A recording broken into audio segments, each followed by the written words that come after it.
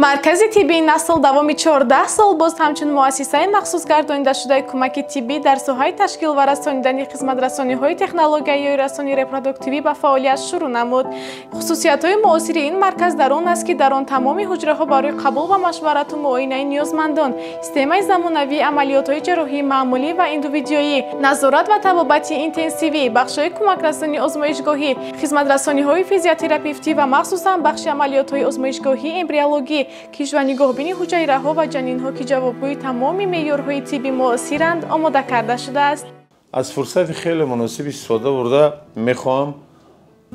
تمامی کارمندان ساحه تندرستی جمهوری تاجیکستان را به خاطر روزی یا عید کسبی طبیبان تاجیکستان که مطابق با زادروز شیخ الرئیس با علی سینا راست میآید از صمیم قلب از صمیم دل تبریک بگویم. برای من شخصا 18 آگوست که هم زادروز با علی سینا است و هم روز عید کسبی طبیبان است، برای من روز عادی نیست، روز مبارک است، روز مقدس است، چون که محض در همین روز هر سال در همین روز تمام مسئولین ساحه تندرستی جمهوری تاجیکستان جمع می شوند، مجلس می آرایند و یکدیگر را مبارکبادی می کنند و مهمتر از همه یاد از شیخ الرئیس می کنند. من در همین روز در این امکانیت مناسب استفاده برده باز تکرار به تکرار صدها هزار مرتبه شکر می گویم که با دستور هدایت ها، دستگیری های دائمی، دستگیری های دلسوزانه پیشوای معظم ملت پرزیدنت جمهوری تاجیکستان جناب ولی امید رحمان مرکز سینه‌شناسی در مرکز علمی سینه‌شناسی در جمهوری تاجیکستان تشکیل کرده شد.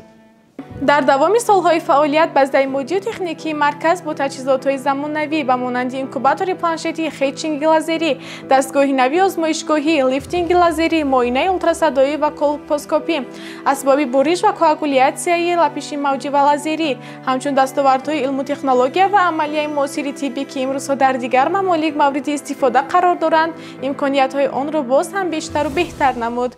مردم ما باید به قدر سلامتی برسند. بهترین گوهر نایاب در دنیا آنمی سلامتی انسان است. ملتی که سالم است ملتی سربلند است، ملتی که سالم است ملتی سازنده است، ملتی که سالم است در اون ملت در اون مملکت امنیت می شود. بنابراین جهانی سپاس و بار دیگر تمامی کارمندان ساحه تندرستی را که در دوام 24 ساعت در دوام 7 روز هفته در دوام 365 روز سال در خدمت مردم هستند، با همین روز تولد با علی سینا و عید کسبی طیبا تبریک میگویم. سلامت باشید. مرکز طبی نسل تا امروز هزاران زن را صاحب نام مادر گردانیده برای تشکل و انکشاف کودکان زیاد سهم گذاشته است. این مرکز معاصر در سراغ شهر دوشنبه شهرک 102 کوچه نصرت الله مقسوم 95/4 فعالیت نموده ایستاده است.